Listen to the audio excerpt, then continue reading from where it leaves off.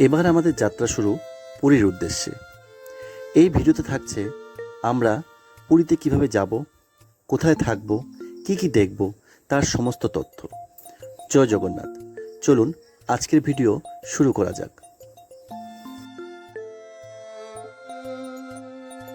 আমরা এখন আছি কোচবিহার রেলওয়ে স্টেশনে, নিউ কোচবিহার। এখন বাজছে 12টা 3, আর আমাদের ট্রেন আসতে এখনও 1 ঘন্টা 20 মিনিট বাকি আছে, যেটা আসছে কামাখ্যা থেকে। আর আমরা যাব কামাখ্যা পুরী এক্সপ্রেস দিয়ে, আর পৌঁছাবো আমরা ঠিক পরশু ভোরবেলা 2:55। আমাদের মোট জার্নি হবে 25 ঘন্টা।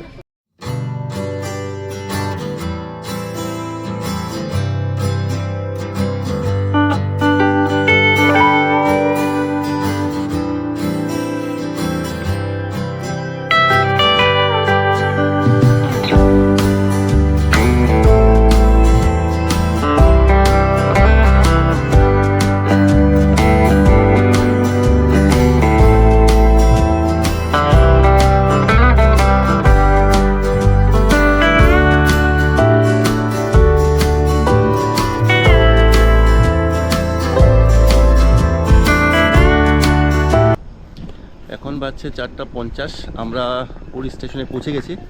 ওয়েদার খুবই সুন্দর, ঠান্ডা ঠান্ডা হাওয়া বইছে, বৃষ্টির ওয়েদার। ভেবেছিলাম যে প্রচুর গরম হবে, কিন্তু না, ওয়েদার খুবই সুন্দর। আজকে ট্রেন কিছুটা লেট করেছে, 1 ঘন্টা লেট। আর এদিকে লেট করাই ভালো, কারণ লেট হলে পাল্টা এদিকে ভোর হয়ে যায়, আর না হলে অনেক রাতের বেলা আমাদের নামতে হতো। আমাদের ট্রেন লেট করাতে একটি সুবিধা হয়েছিল যে আমরা যখন পুরী পৌঁছালাম তখন আকাশ পুরো পরিষ্কার।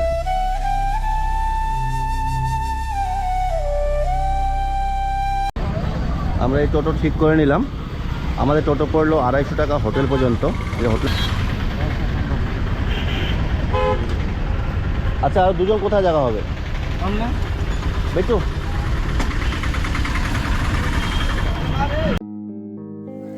আমরা যে হোটেলে ছিলাম সেই হোটেলের নাম হচ্ছে নীলমাধব হলিডে ইন। এই হোটেলটি স্বর্গদ্বার থেকে মাত্র 5 মিনিটের হাঁটা পথ। আর এই হোটেলের আশেপাশে নানান রকম খাবার দোকান, চায়ের দোকান, আপনারা সব কিছু পেয়ে যাবেন। আমরা রুম পেয়েছিলাম গ্রাউন্ড ফ্লোরে। প্রতিটি রুমের ভাড়া পড়েছিল 950 টাকা করে, আর রুমগুলো যথেষ্ট পরিষ্কার ছিল। সেই হোটেল থেকে বেরিয়ে বাঁ দিকে চলে আসলে, এই রাস্তা দিয়ে আপনার সোজা গেলে আপনারা বাঁ দিকে পাবেন টেম্পো স্ট্যান্ড। এখন সেখানে গিয়ে দেখি, আমরা যাব এখন প্রথম গুন্ডিচা মন্দির, শ্রী জগন্নাথ দেবের মাসির বাড়ি। টেম্পো কত ভাড়া নেই, ভাড়া ঠিক করি। আমরা যে হোটেলে ছিলাম সেই হোটেল থেকে জাস্ট 1 কিলোমিটার বেরিয়েই শ্রী প্রভু চৈতন্যদেবের যে মূর্তি আছে, সেখান থেকে সোজাসুজি সমুদ্র দেখে তার বাম দিক দিয়ে বেরিয়ে গেলাম আপনার মেরিন ড্রাইভ রোড। আর এখান থেকে আমরা যে মন্দিরে যাব সেই গন্ডিচা মন্দির 4.5 কিলোমিটার, আর আমাদের ভাড়া পড়লো টেম্পোতে 250 টাকা।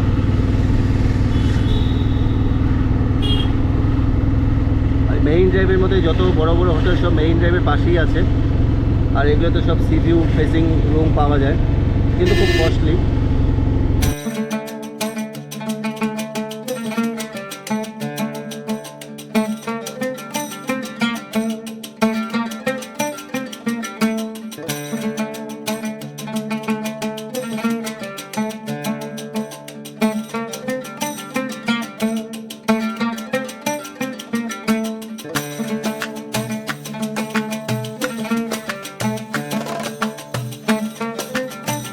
আমাদেরকে এই মোড়ের মধ্যে নামিয়ে দিল টেম্পো নামিয়ে চলে গেল। আর ঠিক এখান থেকে বেরিয়েই সোজা গিয়ে ডান দিকে ছোট রাস্তা আছে, সেখান দিয়ে আমাদেরকে ঢুকতে হবে। এই সেই মোড়, যার ডান দিকে আপনার গেলে আপনি গুন্ডিচা মন্দির পাবেন, শ্রী জগন্নাথ দেবের মাসির বাড়ি।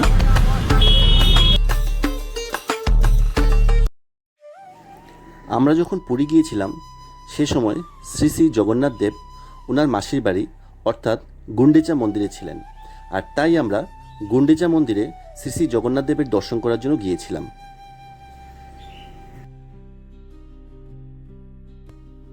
আপনাদেরকে জুতো, স্যান্ডেল, মোবাইল, ক্যামেরা সব কিছু মন্দিরের বাইরে কিছু ছোট ছোট কাউন্টার আছে, সেখানে জমা করে যেতে হবে। সকালবেলা আমরা মোটামুটি 9টার আগে পৌঁছে গিয়েছিলাম মন্দিরে। আর এই তাড়াতাড়ি মন্দিরে আসার জন্য আমাদের কোনো লাইনে দাঁড়াতে হয়নি। এখন বর্তমানে যে লাইনের অবস্থা, মনে হচ্ছে কমসে কম 8-9 ঘন্টা কি সন্ধ্যা হয়ে যাবে ভগবানের দর্শন করতে করতে।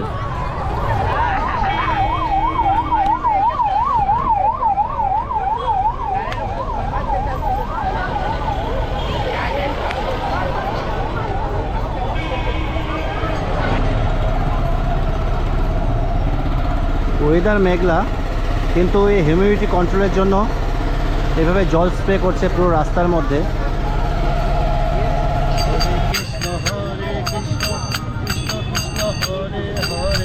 হরে রাম রাম রাম হরে হরে, হরে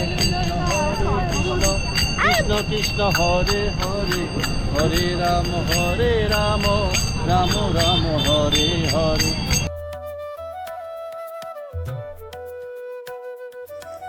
দুপুর পর্যন্ত গুন্ডিচা মন্দির থেকে আমরা হোটেল চলে গিয়েছিলাম। তারপর সেখানে গিয়ে ফ্রেশ হয়ে বিকেলের দিকে বেরিয়ে পড়েছিলাম সমুদ্র দেখার জন্য।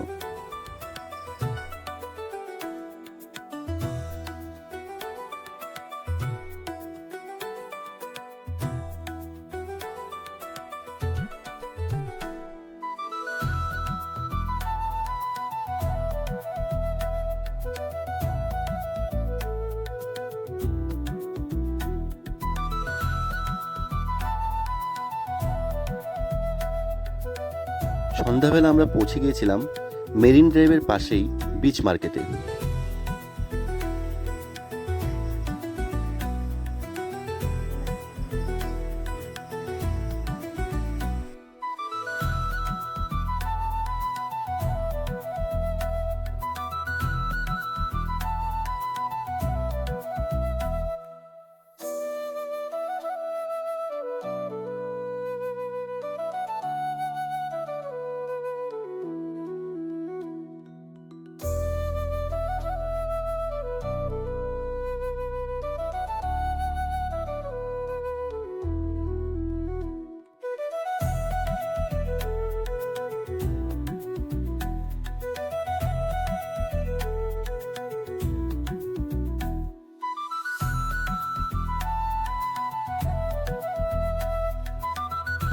জয় জগন্নাথ, সুপ্রভাত সবাইকে।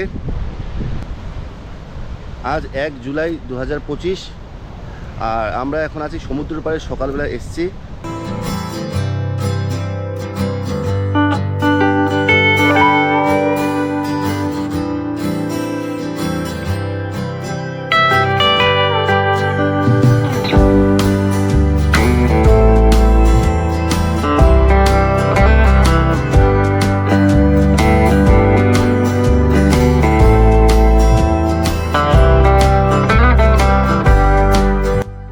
আমরা প্রথমে ঠিক করেছিলাম আমরা ভারত সেবাশ্রমে থাকব, কিন্তু রথযাত্রা থেকে উল্টো রথ পর্যন্ত এই 9 দিন পুরীতে প্রচুর পরিমাণে ভিড় হয়, আর ভারত সেবাশ্রমে গিয়ে স্পট বুকিং করতে হয়। তাই রুম না পাওয়ার সম্ভাবনাই বেশি ছিল। সেই জন্য আমরা আগে থেকেই হোটেল বুক করে রেখেছিলাম।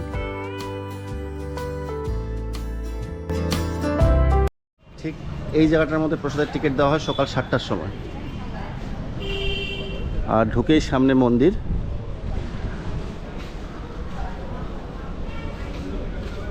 এই মন্দির, তার ঠিক বাঁ দিক দিয়ে গেলে আপনি শিব মন্দির আছে, সেই প্রণবেশ্বর শিব মন্দির। আর তারপর গিয়ে প্রসাদ ঘর।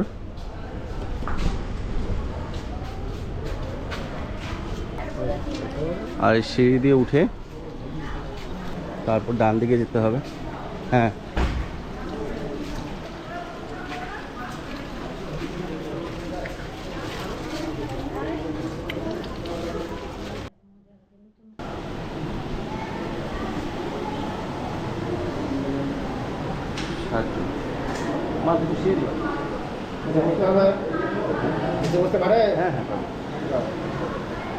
নিচে বসে খাবার উপরে খাবার।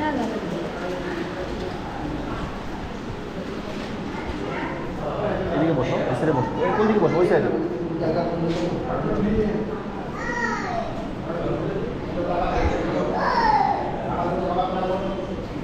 ওই সাইডে বসো।